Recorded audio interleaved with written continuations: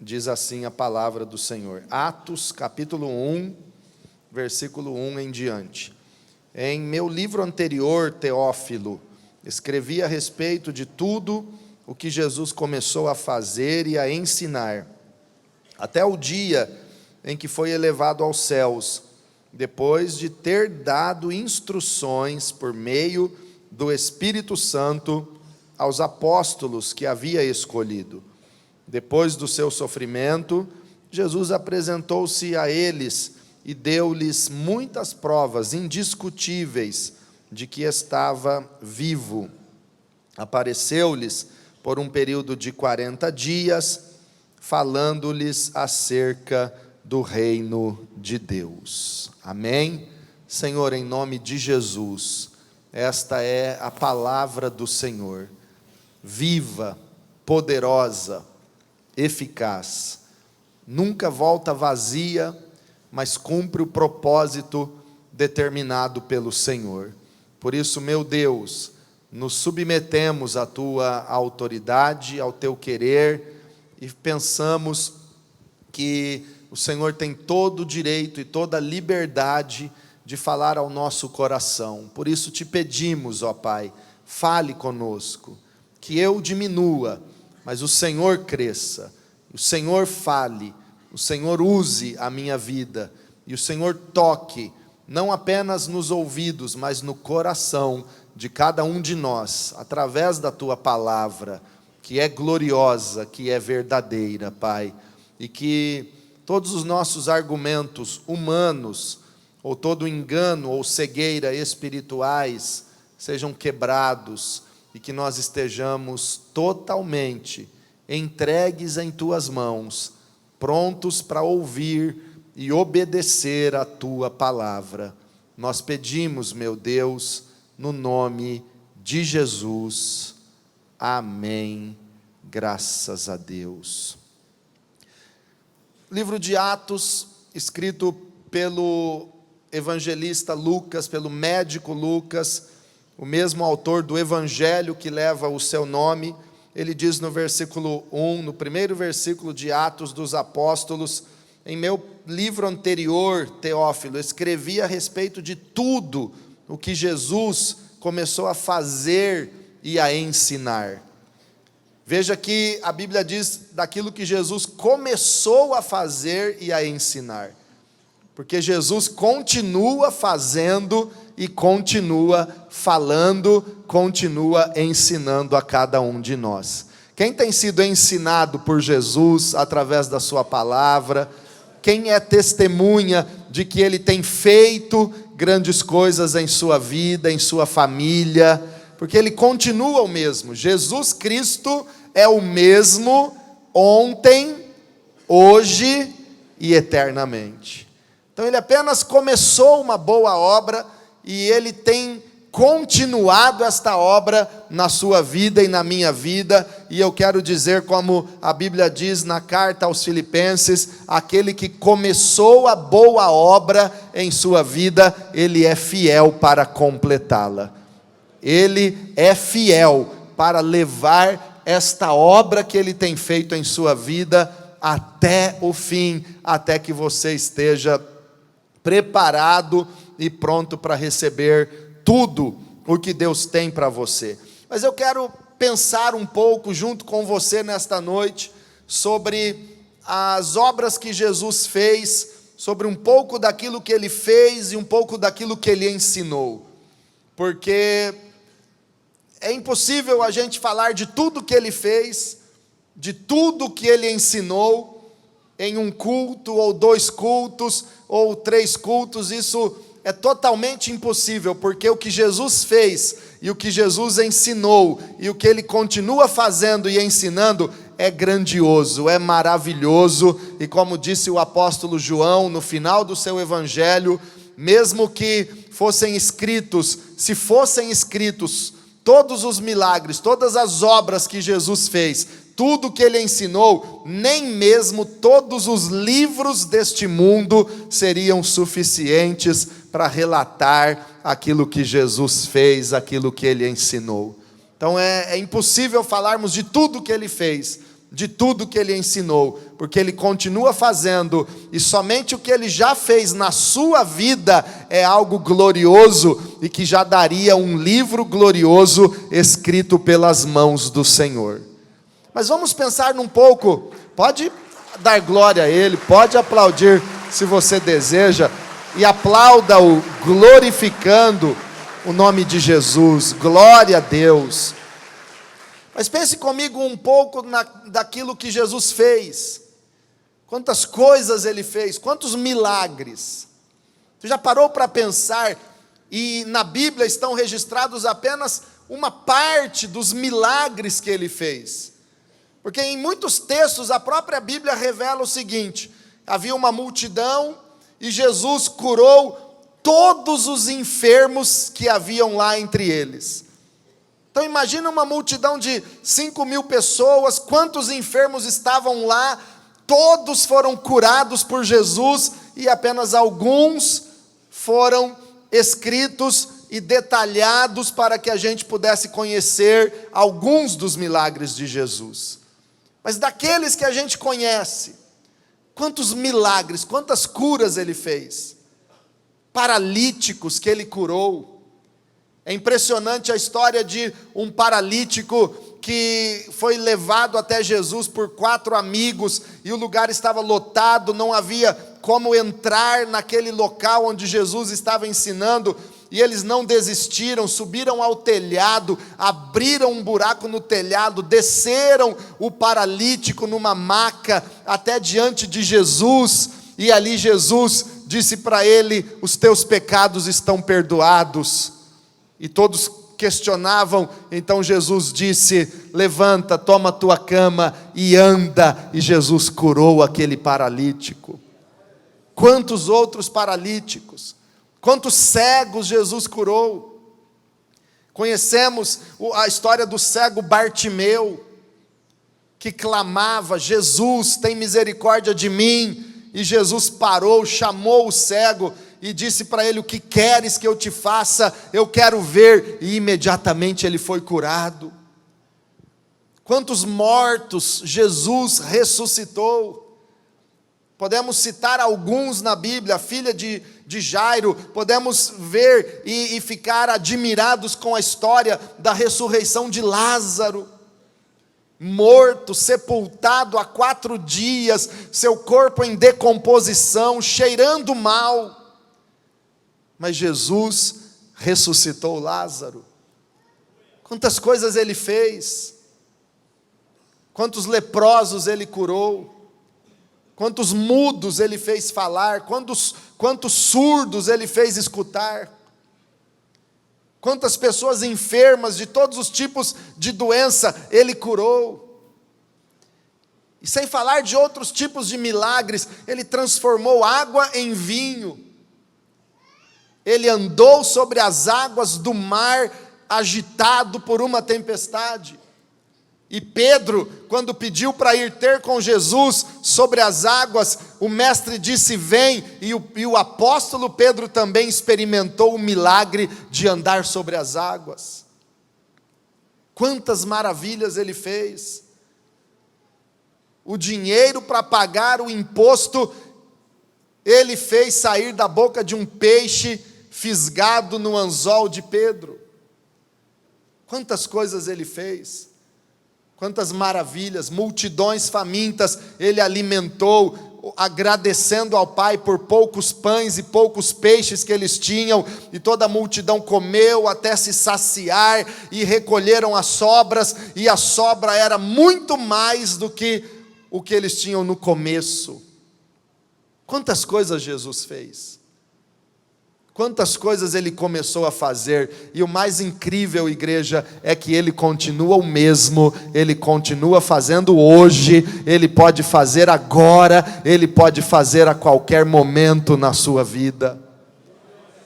E quantas coisas também ele ensinou, porque a obra de Jesus não consistiu e não consiste apenas em milagres, mas quantas coisas ele ensinou.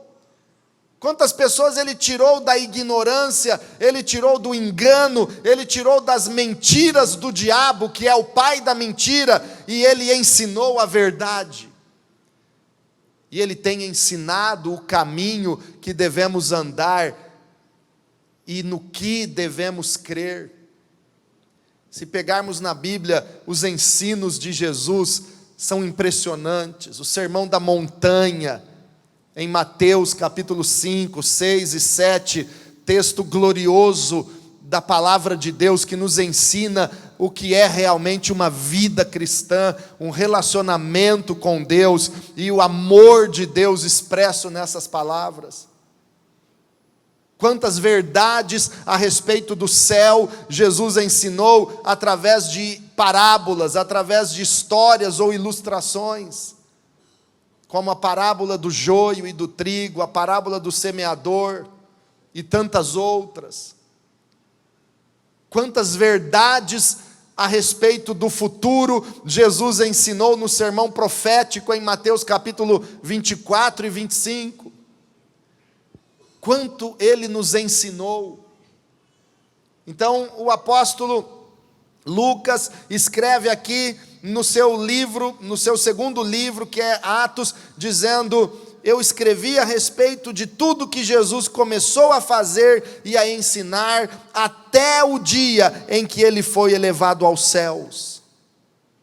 Então Jesus é maravilhoso, ele fez grandes coisas e ele faz grandes coisas. Ele ensinou a verdade e ele continua nos ensinando a verdade, porque Jesus Cristo é a verdade, ele é o caminho, a verdade e a vida. Ninguém vem ao Pai a não ser por Jesus Cristo.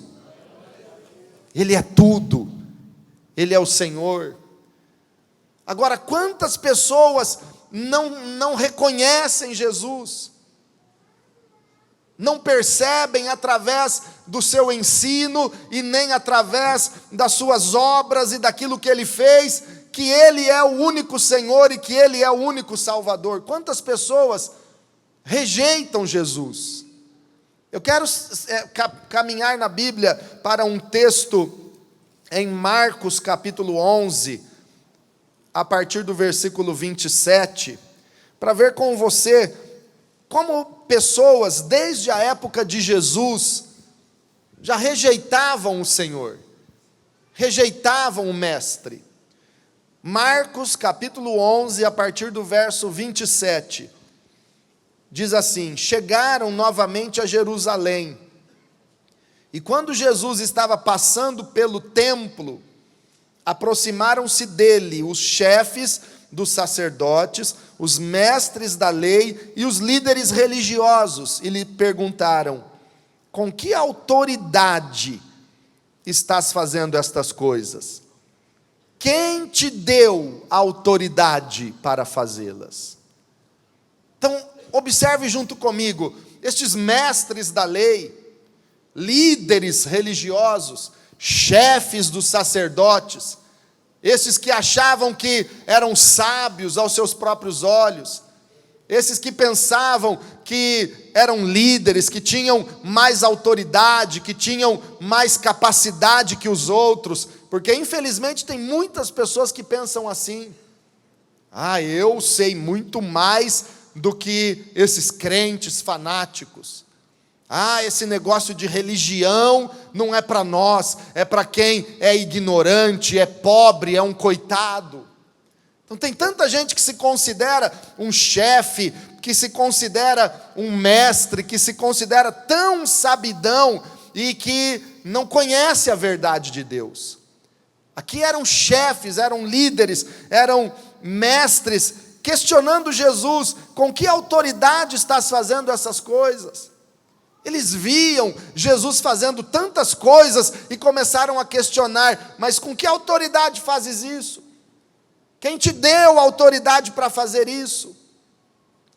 Qual o teu direito de fazer isso? E é muito diferente, irmãos, a pessoa que questiona Jesus, ou questiona uma verdade, questiona a religião, com o propósito de obedecer e de fazer o que é certo, para aqueles que questionam apenas para dar uma desculpa para a sua atitude errada. Nós precisamos realmente questionar as coisas e aprender e andar corretamente de acordo com a vontade de Deus. Não é errado nós querermos conhecer as coisas de verdade como elas devem ser. Isso é louvável, nós precisamos conhecer a verdade. Jesus alertou as pessoas na sua época: vocês erram porque não conhecem as Escrituras. O problema não é procurar saber ou conhecer a verdade. O problema é quando a pessoa só questiona para dar uma desculpa para o seu estilo de vida errado. O problema é quando a pessoa questiona Deus, questiona a religião, questiona Jesus, porque ela quer ter um motivo para acusar, porque ela quer ter um argumento para falar mal. Essas pessoas não estavam perguntando para Jesus algo com a intenção de mudar de vida. Eles estavam questionando Jesus porque eles queriam ter um argumento para acusar e para criticar Jesus. Criticar Jesus. Um argumento para acusar Jesus. E Deus conhece o coração. Deus sabe qual é a sua, qual é a minha intenção em cada indagação, em cada questionamento nosso. Deus conhece.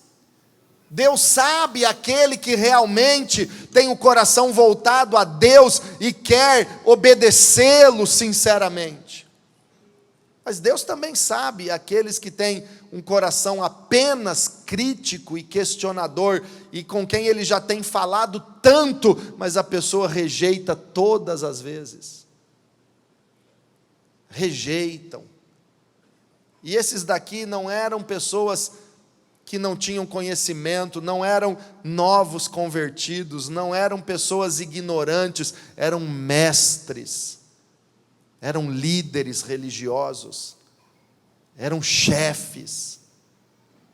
E eles questionavam Jesus: com que autoridade está fazendo essas coisas? De onde vem a tua autoridade? Aí nós vemos a sabedoria de Jesus, a sabedoria de Deus revelada e manifestada em Jesus de forma tão gloriosa, que Jesus respondeu o que eles estavam perguntando de forma muito clara, através de uma pergunta. E veja como Jesus tratou com essa questão. No verso 29, a Bíblia diz: Jesus respondeu: eu lhes farei uma pergunta, respondam-me, e eu lhes direi com que autoridade estou fazendo estas coisas. O batismo de João era do céu ou dos homens? Digam-me. Olha a sabedoria gloriosa de Jesus. Ele estava respondendo a pergunta deles, mas levando-os a responder a pergunta de Jesus. E Jesus disse: eu farei uma pergunta, respondam-me. E depois Jesus fez a pergunta: o batismo de João era do céu ou dos homens? Digam-me. Eles precisavam declarar a resposta. E a resposta da pergunta deles já estava clara na pergunta de Jesus. Obviamente a autoridade de Jesus veio do céu e não dos homens. Mas Jesus lançou a pergunta. E me chama a atenção nessa resposta em forma de pergunta de Jesus, porque ele cita três coisas fundamentais naquele momento. Primeiro, Jesus cita o batismo. E o batismo é essencial na fé cristã. Jesus foi batizado nas águas para nos dar o exemplo. Você conhece a história de João Batista, que batizava no Rio Jordão, pregando arrependimento. João Batista era o precursor de Jesus, e ele anunciava arrependimento, preparando o caminho do Senhor. O próprio Jesus, num determinado dia, foi ao Rio Jordão, desceu as águas do Jordão, e quando João Batista o viu, ele disse: eu é que preciso ser batizado por ti, e tu vens a mim? E Jesus respondeu: deixa por enquanto, porque assim nos convém cumprir toda a justiça. Jesus não precisava ser batizado, mas ele cumpriu a justiça. Jesus não necessitava se arrepender, porque ele não tinha pecados, mas ele nos deu o exemplo, ele nos mostrou o caminho do início de um relacionamento verdadeiro com Deus. Jesus foi batizado. E Jesus ensinou a respeito do batismo. Em Mateus 28, versículo 19 e 20, ele disse: ide e fazei discípulos de todos os povos, batizando-os em nome do Pai, do Filho e do Espírito Santo. Em Marcos 16, Jesus disse: ide por todo o mundo e pregai o evangelho a toda criatura. Quem crer e for batizado será salvo. Quem não crer será condenado. Jesus falou do batismo como um mandamento, não uma opção, e como uma oportunidade de salvação e de vida eterna. Na carta do apóstolo Paulo aos Romanos, no capítulo 6, versículo 4, fala que o batismo é o símbolo de um novo nascimento, de uma nova vida com Jesus. Romanos capítulo 6, versículo 4, diz assim: portanto, fomos sepultados com ele na morte, por meio do batismo, a fim de que, assim como Cristo foi ressuscitado dos mortos, mediante a glória do Pai, também nós vivamos uma nova vida. Diga assim: o batismo é o início de uma nova vida. O batismo simboliza isso, morte e ressurreição. A Bíblia diz: assim como Cristo morreu e foi sepultado, nós, através do batismo, somos sepultados com Ele. E assim como Cristo ressuscitou dentre os mortos, também o batismo simboliza, quando somos levantados da água, que ressuscitamos com Cristo para uma nova vida, para andar em novidade de vida. É vida nova. Então diga comigo: batismo simboliza morte e ressurreição. Irmãos, é o sepultamento do velho homem, do seu passado, aquela vida de perdição, aquela vida de pecados, é sepultada nas águas do batismo, e é o ressurgimento, é a ressurreição de uma nova pessoa em Cristo Jesus. Mas para esclarecer bem esse aspecto prático do batismo, não tem que morrer afogado ali não, irmãos, para ressuscitar não. Diz que tinha um pastor gago, que ele batizava as pessoas, e quando ele mergulhava a pessoa para batizá-la, em nome do Pai e do Filho, a hora que ele terminava o Espírito Santo, amém, a pessoa já tinha morrido afogada lá, já ia direto para o céu, e já ia para a vida eterna, a não ser que ressuscitasse ali na hora. Então não é nada demorado, que vai morrer ali afogado, mas o velho homem, a vida pregressa de perdição, é sepultada nas águas batismais. E quando se levanta da água do batismo, assim como Cristo ressuscitou dos mortos, mediante a glória do Pai, também nós ressuscitamos com Ele e vivemos uma nova vida em Jesus. Batismo é vida nova. O apóstolo Pedro também fala na sua primeira carta, no capítulo 3, versículo 21, 1 de Pedro, capítulo 3, versículo 21, a respeito do batismo. Ouça o que a Bíblia diz: e isso é representado pelo batismo, que agora também salva vocês. Não a remoção da sujeira do corpo, mas o compromisso de uma boa consciência diante de Deus. Diga comigo, batismo é o compromisso de uma boa consciência diante de Deus. E o final do versículo termina dizendo: por meio da ressurreição de Jesus Cristo. Porque assim como Jesus ressuscitou, quando nós cremos nele, quando nós cremos em sua morte e ressurreição, e somos batizados, somos sepultados com ele e ressuscitamos para uma nova vida em Jesus. Então Jesus fala com os questionadores a respeito do batismo. Vocês rejeitaram o batismo, mas querem uma resposta minha, dizendo de onde vem a minha autoridade? É incoerente, irmãos. Quantas vezes Deus fala com a pessoa o que ela precisa saber, e a pessoa não dá ouvidos e rejeita, mas depois quer que Deus mostre outra coisa.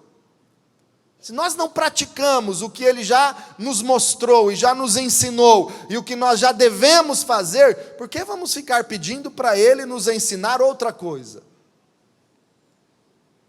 Então eles queriam saber de onde vinha a autoridade de Jesus, mas o essencial, que era o batismo, eles rejeitaram. E Jesus também falou com eles sobre João Batista. Porque agora, naquele momento, quem batizava era Jesus e os seus discípulos, mas Jesus fez os chefes dos sacerdotes, os líderes religiosos, os mestres da lei, pensarem no batismo de João, lá atrás, alguns anos atrás. João Batista já estava morto, e não batizava mais, mas Jesus perguntou para eles: o batismo de João, que eles tinham que se lembrar de João Batista. João Batista tinha sido enviado por Deus para preparar o caminho do Senhor Jesus. João Batista havia sido enviado como precursor. E multidões acreditavam. O povo de Israel acreditou. A Bíblia diz que desciam multidões de Jerusalém para o Jordão para serem batizados por João Batista. Multidões de toda a Judéia, Galiléia e nações vizinhas vinham ao Jordão para serem batizados por João Batista.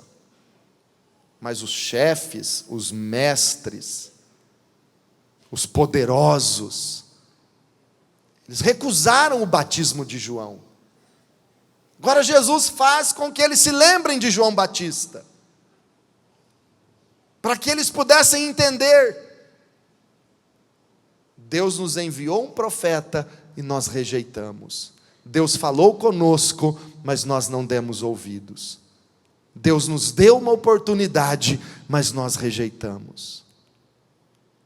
E agora queremos cobrar algo de Deus. Misericórdia. Então Jesus fala de João Batista e traz a memória deles a mesma atitude de rejeição que eles tiveram com João Batista, agora eles tinham com Jesus. E finalizando a pergunta, algo tremendo que Jesus fala com eles é a respeito do céu ou dos homens. O batismo de João era do céu ou dos homens. Nós sempre estamos diante desta realidade. Nós vivemos uma vida na terra, a vida dos homens, porque nós somos humanos. Nós conhecemos as necessidades dos homens, os desejos, as paixões, as aflições, o sofrimento. A realidade dos homens é a realidade da nossa vida.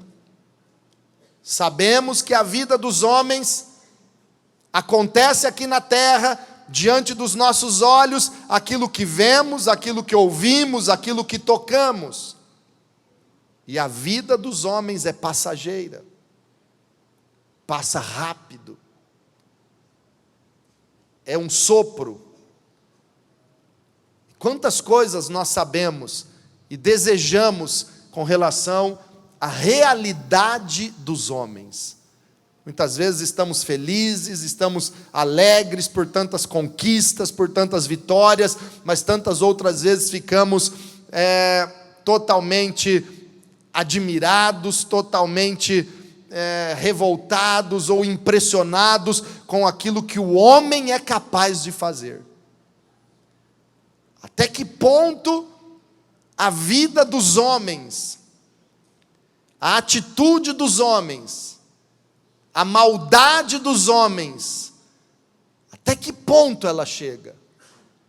E parece que a cada dia nós ficamos mais impressionados com a maldade no coração dos homens, com o reino dos homens, o mundo dos homens, que se acham muitas vezes mestres, chefes de si mesmos, donos da razão e da verdade. Mas quanta crueldade, quanta dor, quanta maldade. O reino dos homens nós conhecemos, mas Jesus faz uma pergunta: o batismo de João era dos homens ou era dos céus? Porque a Bíblia nos apresenta uma outra realidade, superior, maior e melhor do que a realidade dos homens. Jesus nos apresenta a realidade do céu. Jesus nos apresenta o reino dos céus, que é muito mais real, apesar de ser invisível aos nossos olhos, porém é muito mais real do que o reino dos homens. O reino dos céus é maior, a realidade celestial é maior, o céu existe, a realidade celestial existe. A nossa vida não consiste apenas naquilo que vemos, naquilo que conhecemos, naquilo que tocamos neste mundo. A nossa vida não termina quando a morte chega. O túmulo, o sepulcro, não é o fim daquilo que Deus planejou para nós. Há um reino eterno, há uma vida eterna, há um reino celestial. O céu, onde Deus habita, onde a glória de Deus opera, onde a realidade invisível acontece. Então nós sempre estamos diante deste questionamento: eu creio no reino dos céus, eu creio na verdade dos céus, ou eu creio apenas no reino dos homens e na vida aqui da terra? Jesus perguntou para eles: o batismo de João era do céu ou dos homens? Nós sempre estamos diante dessa decisão. Eu creio que agora vamos trazer para nós, não do batismo de João, mas na verdade de Deus. Eu creio. Você crê que Jesus veio do céu, ou Jesus é apenas um mero homem? Eu creio, você crê que a palavra de Deus, ela veio inspirada do céu para homens escreverem, ou ela é apenas um livro escrito por homens quaisquer? O batismo de Jesus, em nome do Pai, do Filho e do Espírito Santo, é determinado pelo céu, ou é apenas um costume humano? A igreja é estabelecida pelo céu, pela vontade e propósito de Deus, ou é apenas uma organização ou uma instituição humana? E nós estamos diante dessa realidade e dessa decisão. As decisões que nós tomamos levam em consideração o reino dos céus ou apenas o desejo e a vontade humana? As decisões que nós tomamos para a nossa vida levam em conta a eternidade ou apenas o meu desejo de homem, humano, passageiro? Por isso, igreja, a pergunta de Jesus para aqueles mestres, chefes e líderes também serve para nós. Eu tenho vivido no reino dos homens aqui, acreditando que é chegado o reino dos céus, e com base nas promessas dos céus, nos princípios dos céus e na verdade dos céus, ou apenas olhando para as coisas dos homens? Se nós vivemos crendo no céu, com os princípios do céu regendo a nossa vida, nós andamos em obediência à palavra de Deus. Se nós andamos crendo que a realidade do céu é muito maior que a realidade dos homens, então nós cremos no sobrenatural, e nada é impossível, nada é distante, tudo é possível ao que crê que o reino dos céus está regendo a sua vida. Milagres podem acontecer na sua vida hoje, porque você não está vivendo e andando segundo os princípios e conceitos dos homens, mas você crê na palavra e nas promessas do céu para a sua vida. Reino dos homens ou reino dos céus? Quando Jesus perguntou isso, os líderes, os sacerdotes, os chefes, eles pensaram entre si, e eles começaram a discutir entre si, dizendo assim, verso 31, se dissermos dos céus, ele perguntará, então por que vocês não creram nele? Ei, preste atenção, se eu digo, o batismo de Jesus é do céu, então por que eu não creio nele e não pratico e não sou batizado? Se eu respondo, Jesus veio do céu mesmo, e ele não era um mero homem, por que eu não entreguei minha vida ainda para ele, para que ele seja o meu Senhor e Salvador? Se eu digo, a palavra de Deus é inspirada do céu, e é a verdade do céu para a minha vida, então por que eu não leio e obedeço a palavra do Senhor? Essa é a consequência,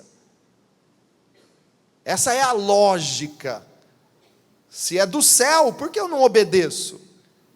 Se o céu é mais importante que a terra, se o reino dos céus é superior ao da terra, por que eu não obedeço?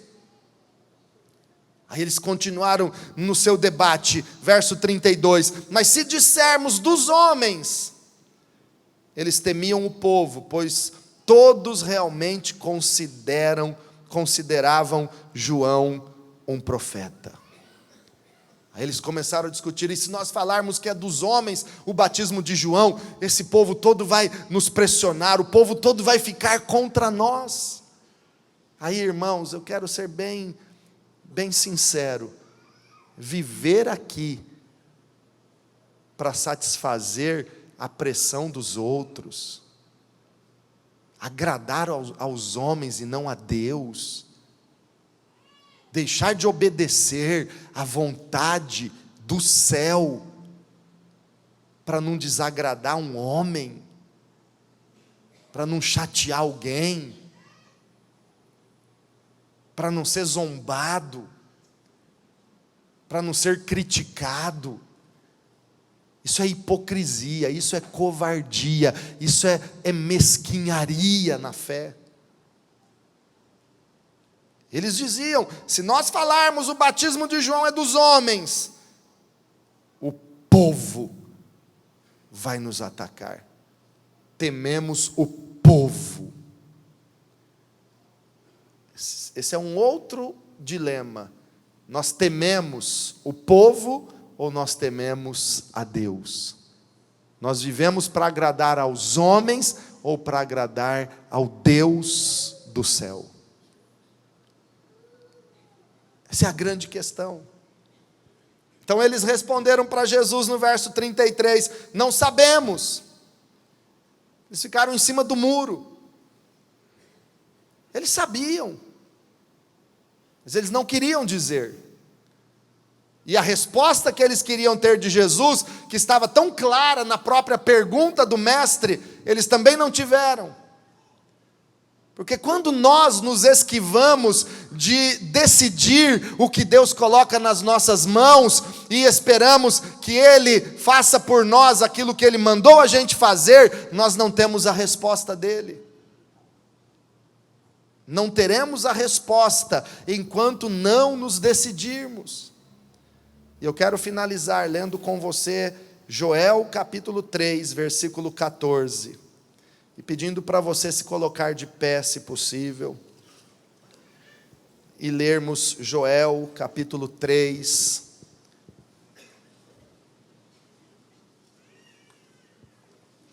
Antes de lermos esse versículo, eu me lembro de uma ilustração, não é bíblica, mas tem tudo a ver, faz todo sentido. É uma historinha que conta que havia um muro bem alto, separando o reino de Deus e o reino do mundo dominado pelas trevas. Do lado do reino de Deus estavam os anjos, estavam os salvos. Do lado do reino das trevas estava o diabo, estavam as pessoas perdidas, a vida humana sem Cristo, sem Deus. E em cima daquele muro havia um jovem em cima do muro, literalmente em cima do muro. E nós usamos essa expressão, em cima do muro, quando nós falamos de indecisão. Quantas vezes as pessoas ficam em cima do muro e não decidem? E aquele jovem em cima do muro ouvia do lado de cá, do lado do reino de Deus, os anjos insistindo: venha para cá. Os crentes, os salvos, gritavam para ele: ei jovem, venha para cá, não fique aí, venha para o nosso lado. E insistiam com ele. E crente é insistente mesmo. Talvez tenha alguém aqui hoje justamente por causa da insistência de um amigo ou de um parente. E às vezes até a gente fala assim: larga do meu pé. Quando eu não era evangélico ainda, não era convertido, eu também não gostava que pegavam no meu pé. O dia que eu soube que minha mãe convidou o pastor para ir em casa fazer uma oração, eu peguei minha bicicleta e sumi de casa naquele dia. Mas quando Deus tem um propósito e Ele começa a agir na tua vida, meu irmão, minha irmã, não tem bicicleta que vai te levar para fora de Jesus, não tem carro, não tem avião que vai te afastar do plano de Deus. Tem alguém aqui que um crente, um amigo, um irmão insistiu para você estar aqui hoje? E crente é insistente mesmo. Nos perdoe a nossa insistência, mas nós vamos continuar sendo insistentes. Sabe por quê? Porque nós sabemos o quão bom foi conhecer Jesus. Como é bom o que Deus fez na nossa vida quando nos entregamos para Jesus. E nós queremos que todos experimentem isso. Todos. É por isso que a gente insiste. Então, do lado de cá, os crentes insistiam: vem para cá. Saia do muro e venha para o reino dos céus. E do lado de lá, os demônios, os perdidos não falavam nada. Todo mundo ali numa boa, tranquilos. Nem olhavam para aquele jovem em cima do muro, não falavam nada, não insistiam. E ele ficou pensando: olha, estão insistindo demais do lado de lá. Não sei não. Deve ter algum problema. Eu vou para o lado de cá que deve ser melhor. Tem tanta gente que acha que a sua ideia é melhor. Há caminhos que ao homem parecem direitos. Parece, mas não é. Então ele foi para o lado de lá. Chegando lá, ele começou a ser atormentado, oprimido, sufocado, amarrado, escravizado, porque o diabo veio para roubar, matar e destruir. Quando ele estava naquela opressão e naquele sufoco, ele perguntou: por que quando eu estava em cima do muro e do lado de lá, os anjos e os crentes insistiam para eu ir, e vocês não me convidavam e não insistiam e não falavam nada? Quando então o diabo respondeu para ele: porque o muro já é meu. O muro já é meu. E eu quero concluir dizendo para você: a indecisão mantém você dominado pelas trevas. A indecisão, quando se trata de salvação, quando se trata de reino dos céus, a indecisão mantém você cego, prisioneiro, escravizado. Por isso eu quero ler Joel 3, versículo 14. Multidões no vale da decisão, pois o dia do Senhor está próximo, no vale da decisão. Digam comigo: multidões no vale da decisão, pois o dia do Senhor está próximo, no vale da decisão. Nós precisamos decidir.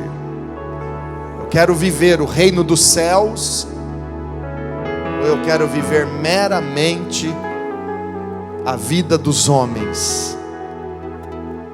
Jesus veio do céu, ou Jesus é um simples homem? O chamado que eu estou sentindo é do céu, ou é simplesmente humano? Fecha os teus olhos.